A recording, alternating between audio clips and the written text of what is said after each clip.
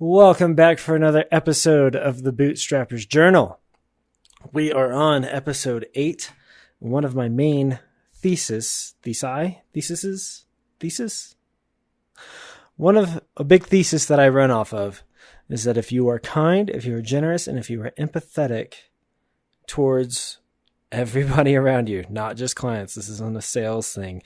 This is just being who I am. If you're nice and you're kind and you meet people where they're at, you're going to have a positive reaction.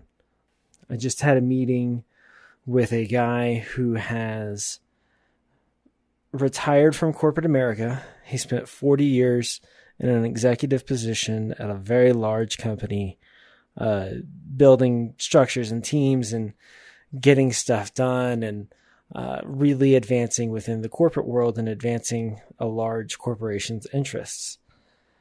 Since he retired, he has started down the path of executive coaching and is trying to figure out his exact branch with that. Like, executive coaching, what does that mean? Does that really the hat or the tent that I want to be under? Where do I want to be? What do I want to do? He's just started a partnership with another coach who's moving from one genre of coaching to another category of coaching.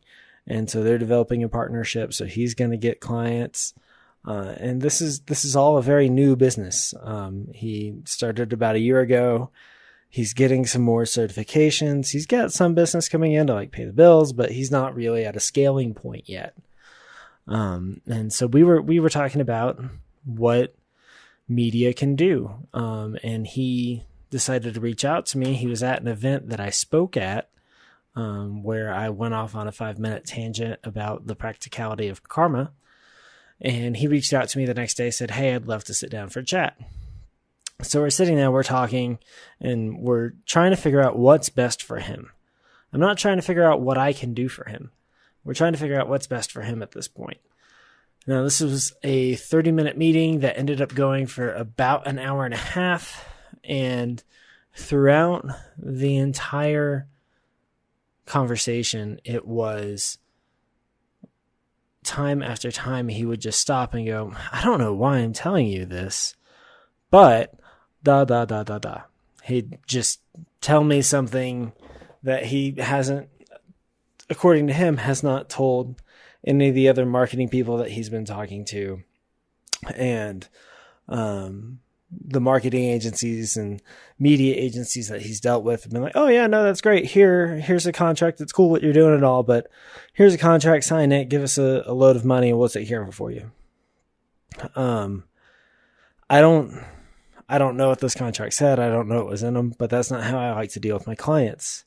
So as we're going through this process, he continually stops and says, "I don't know why I'm telling you this, but here's this. I don't know why I'm being so open with you, but here you go." And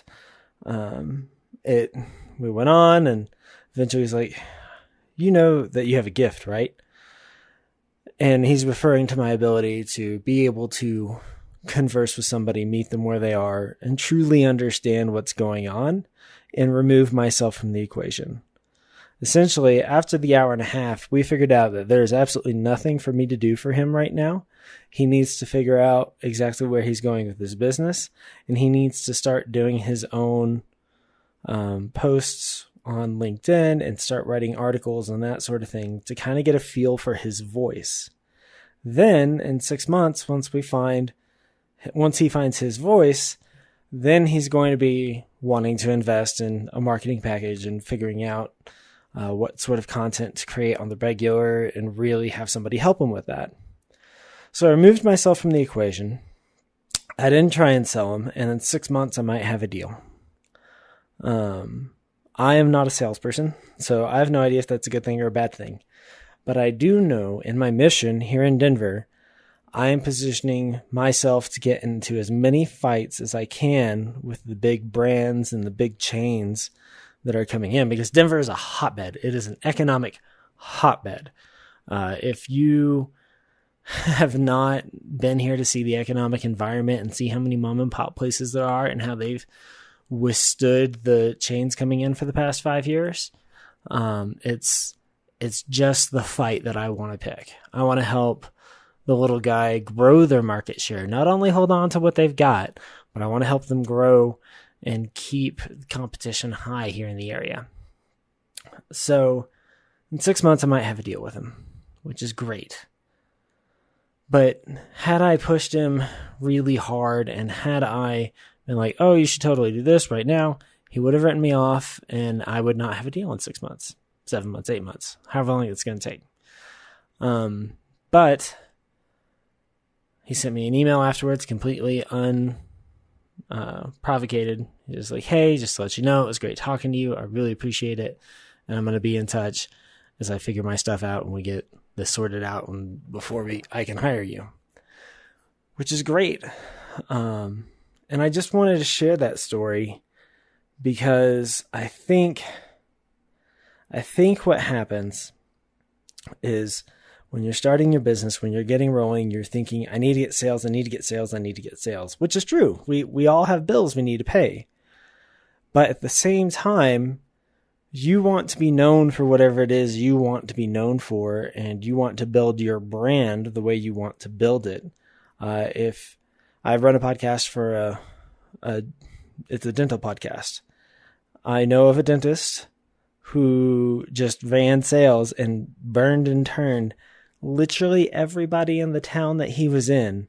And after 25 years, he needs new clients and he can't get them because he went through everybody in town and they don't like him. So while you're trying to build your photography company, while you're trying to build your media company, while you're trying to build your CPA firm, while you're trying to build whatever business you're trying to build, remember that yes, you need sales now and you need to act on the sales funnel, but also you need to be working on your branding funnel.